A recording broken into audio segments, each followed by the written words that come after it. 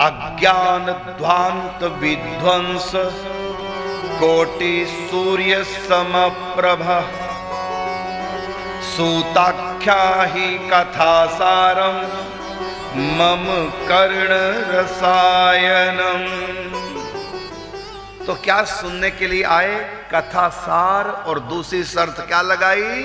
मम कर्ण रसायनम, मतलब मेरे कानों को सुख देने वाली हो, रस देने वाली हो, रस का घर हो। रसायन, रस का घर, रस प्लस अयन हो गया रसायन। रस का मतलब प्रेम रस। वेद ने जिसको कहा रसो वही सहा। तो यहां दो बातें दी हैं, एक रस शब्द का प्रयोग किया गया और दूसरा शब्द का प्रयोग किया है कथा सार, अर्थात भागवत जी दो बातें हैं भागवत में, एक तो ये सार है और दूसरा ये रस है। गन्ने का सार क्या होता है? रस। आम का सार क्या है? अमरस। फल का सार क्या है? जूस। संतरे का सार क्या है? उसका रस, जूस। सार और रस, अर्थात कह लो कि रस ही सार है, क्योंकि रस को उल्ट दो तो क्या बन गया? रस, रस ही बन गया सार। शब्द वही है, रस ही सार है।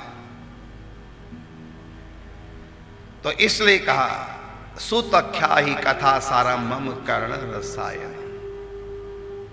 यहां मम कर्ण रसायन क्यों कहा?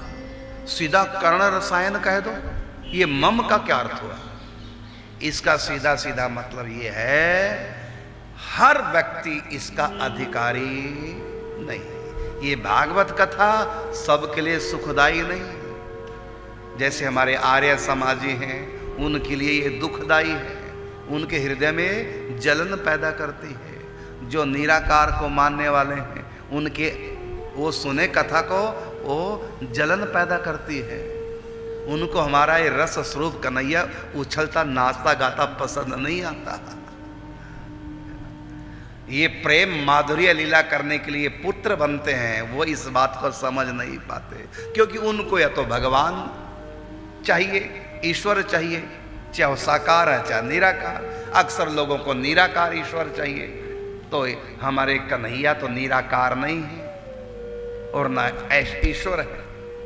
हाँ, इसमें बीच बीच में ऐश्वर्य परसा जाता है, लेकिन ऐश्वर्य तो दब करके वैसे छोटा पड़ गया माधुर्य के बीच में। तो माधुर्य से उनको जलन होती है। माधुर्य से सनातन धर्म को छोड़ करके बाकी जितने नए नए पंथ हैं इस कलयुग में, जो भी पंथ हैं, सनातन को छोड़कर, क्योंकि सनातन तो सतयुग से शुरू से है। जो नया पंथ बना है उन सब को भागवत से जलन होती है। इसमें दो तरह की बातें, ऐश्वर्य और माधुर्य। तो उस माधुर्य से तो लोग इतने जल भुन जाते हैं, क्योंकि प्रेम होता ही है। जिसको प्रेम नहीं मिलता ना, वो दूसरे का प्रेम देखकर के उसको ईर्ष्या होती है। पति पत्नी में बनती नहीं आपस में। यदि किसी पति पत्नी में बनती हुई वो देख लें तो उनको जलन होती है। तो उनके यहां ये प्रेम रस है ही नहीं, उनके पंथ में है ही नहीं ये रस प्रेम। तो अंगूर मिले नहीं तो लोमड़ी क्या कहती है फिर? अंगूर खट्टे हैं। मूर्ति पूजा का क्यों खंडन करते हैं? क्योंकि वो निराकार को मानते हैं। निराकार की मूर्ति बन ही नहीं सकती। अब वो बेचारे बड़े परेशान हैं कि हम अपने निराकार की मूर्ति कैसे बनाएं। तो अंगूर तो मिल नहीं सकते उनको, इसलिए खट्टे कह दो, मूर्ति पूजा का खंडन कर दो, दिल को तसल्ली हो जाएगी कि गलत है। तो ये रस सबको रसीला नहीं लग सकता। जैसे शुगर के रोगी को मीठा हानिप्रद होता है, बीपी हाई जिसका रहता है उसके लिए नमकीन हानिप्रद होती है, उसके लिए ठीक नहीं, उसको वो हॉस्पिटल पहुंचा देगी। जिसका कोलेस्ट्रॉल बढ़ा है उसके लिए चिकनाई दुख का कारण बनती है। जबकि चिकनाई कितनी बढ़िया चीज है। भोजन बनता है स्वाद, नमक से भोजन स्वाद होता है, मीठा तो और स्वाद होता है। लेकिन मीठे से परहेज करेगा शुगर का रोगी, नमकीन से परहेज करेगा बीपी हाई जिसका है और कोलेस्ट्रॉल जिसको है वो करेगा परहेज चिकनाई से। अच्छा बताइए, ये चिकनाई क्या बुरी चीज है? नमक क्या बुरा है? मीठा क्या बुरा है? हैं सारे अच्छे, लेकिन वो कहेंगे नहीं परसना, नहीं परसना, नहीं परसना।